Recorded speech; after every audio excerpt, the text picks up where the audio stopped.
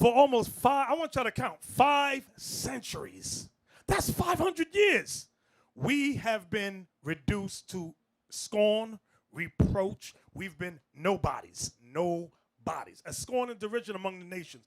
And now when we find out we are the children of Israel, God's chosen people, we are supposed to apologize, I thought. We are supposed to apologize. Now that we wake up from the doodle hill and we say, hey, take this doodle off me. I'm God's chosen people. No. That's not right. That's racist. You are racist when you say that. What? I've been living in doodle all my life. Now I find out I'm something great and I got to apologize for that? Can you read that for me? Deuteronomy 4, 7 and 8. Deuteronomy chapter 4 and verse 7. For what nation is there so great, who hath God so nigh unto them? Did he use the word great when he spoke about us? What nation is there so great? Go ahead. Who hath God so nigh unto them? As the Lord our God is in all things that we call upon him for. And what nation is there so great, that hath statutes and judgments so righteous as all this law, which I set before you this day? So we have always been a great people, and we shall be so again. Christ ensured it. Our greatness shall return. Now, I mentioned doodle a few minutes ago. People looked at me. You just nasty. I'm not being nasty. Doodle is in the Bible, and we live in doodle. Can you give me that in 1 Samuel chapter 2? We live in, I know you think in your little houses, and I don't care how nice your home is. It's doodle. If you look at where you came from, talking about historically, to where you are today, you're going to realize you live in squalor. You live in fecal matter. And the Bible says that. 1 Samuel chapter 2 and verse 8. He raiseth up the poor out of the dust, and lifteth up the beggar from the dunghill. You know what a dunghill is? A hill of SH. Doodle. The poor man and the beggar he's talking about the Israelites. This is prophetic about our people being called the poor. Even Donald Trump, your friend, Donald Trump, said a day ago, find that video, he said, you black people, you should vote for me. What do you have to lose? You're poor. You have bad education. I like him. What else did he say? That dude talking like that? Can you show the video? Send it, because y'all ain't going to believe me by me saying you think I'm being racist. I'm not being racist. I'm just telling you. I can't get enough of it. He is so outlandish. You either going to have to, either you're going to wake up or you're going to die. Because he says the craziest stuff. You got to wake up after some of this stuff. You just can't remain asleep after the crazy rhetoric that this man speaks. Right. But you know what? Him and Hillary's saying the same thing. Yeah, exactly. She's just more. She's just cool. Right. What is the She's word? skilled. She's skilled. She's skilled when she professional. speaks. Right. In her diction. But the outcome is the same. Absolutely. You send it to him? 2 heads of a same snake. You got to find Donald Trump's speech, his recent one. Damn, I got to see that. I didn't even see it either. Oh, it's good. I know that. I got to laugh on that thing. Man, I got to see that. And he said it in front of an all-white audience with one nigga in the back. I love that. One nigga on the back. Look how much African American communities have suffered under Democratic control. To those I say the following. What do you have to lose by trying something new like Trump? What do you have to lose?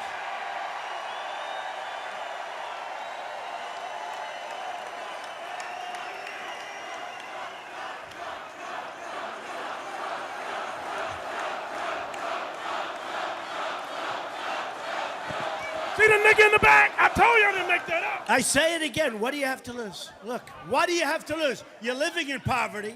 Your schools are no good. Back you have up. no jobs. Back up. We missed it. 58% of your youth is unemployed. Look how much African American communities have suffered under Democratic control. To those I say the following.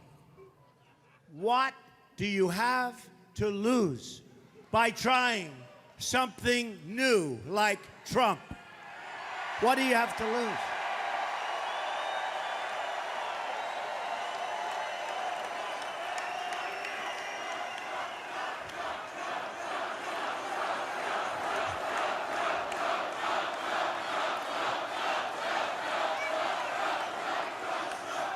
I say it again. What do you have to lose? Look, what do you have to lose? You're living in poverty. Your schools are no good. You have no jobs.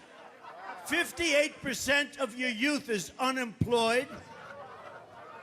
What the hell do you have to lose?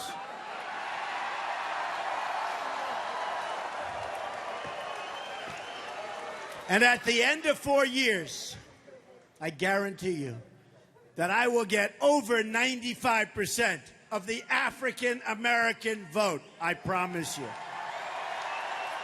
See, I thought I made this up. I didn't make this up. I just paid close attention. Look how much He went back. You saw him point to the black woman. He went like that. This nigga gets it right here.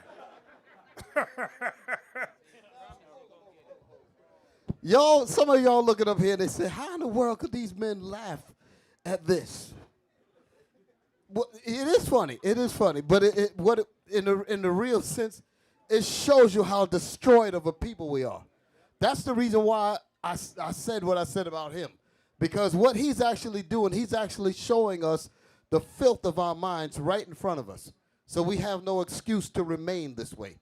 So whenever the medicine, like the bishop is bringing out, whenever this medicine comes along to clean our people up, I'm going to say what he said. What the hell is wrong with us when we don't accept this medicine to get our minds right? That's the question. Oh, man, that thing was beautiful. I thought I'd never see the day. The man just come up and say these things. I can't believe listen to this, Deacon Yausa. Really, that man is speaking the thing that white America really want to say. A long time ago, they want to say it. He really speak their mind for them. Because when you see a man like that, talk like that, you see the white people, they all applaud to that. That's really what's in their heart they want to say about black people. But they feel like this man right here, since he's in light, he can say that nobody going to get hurt by it. The reason we laughing, because we've been telling you that for years. There you go. That's why we laughing. You have to listen to the white man tell you yourself. You're in the lower state. Now you say, oh, I thought I had it going on. Ooh. Hey, I'll tell you something. We used to do this in camp. You remember. We'd be downtown, and while the brothers are speaking, we had this white man that would come to the camp. And you know the name. You know what I'm talking about. Bring him up while the men are teaching Israel, Jake out in the audience, they ain't really paying attention. Then they have to call the white man over. And he knew that he was being called for that reason. So he get the microphone, and while he's talking, the Negroes haven't figured out that a white man is speaking yet. So you know what the priest would say? He said, hey, Negroes, I got a white man speaking now. Pay attention, and they listen. In other words, he has to come and co-sign and say the things to get your attention. Otherwise, it don't ring home. So the thing like Deacon Lobert's bringing out, he came forward and said exactly what so-called white people have on their minds. He's bringing that information out. And they all happy about it because they always wanted to say it. They always wanted to say it. And the fact that he's saying it, maybe we'll listen. He's giving the statistics and all of that. Like we don't know it, but we're the damn victims of it. He's telling us something that we already know.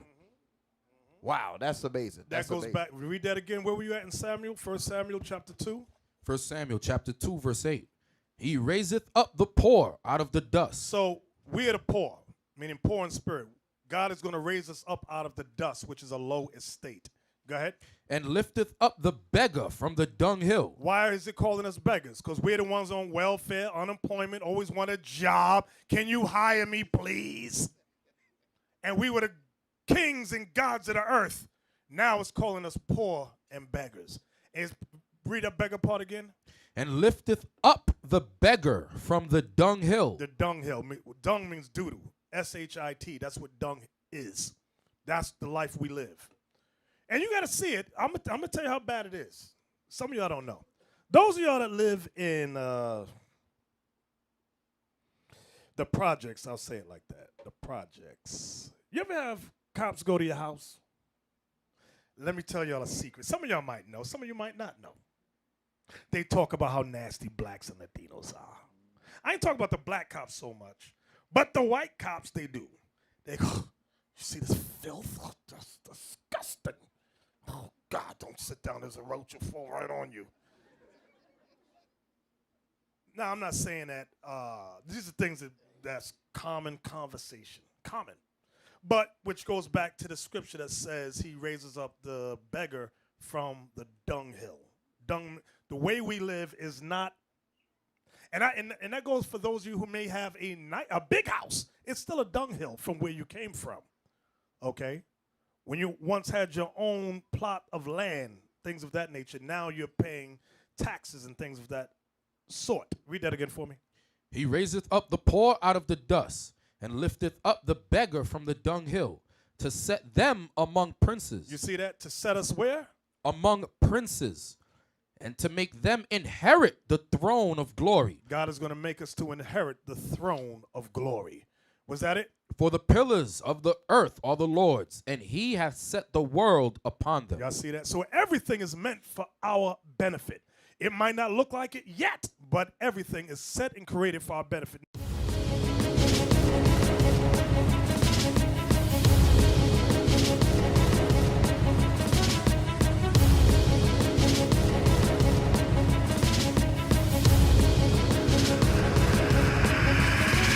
Shalom, Israel. I'm Elder Nathaniel, Israel United in Christ. YouTube likes to shut our channels down, as some of you have noticed, ever so often. Subscribing to join IUIC will assure you will always stay connected to our YouTube accounts. We want to do our best to make sure this truth gets out. Please click and join our subscriber YouTube channel called Join IUIC to stay linked to all of our videos. So again, please make sure you subscribe to this Join IUIC channel to get your latest updates from all our YouTube channels. Shalom.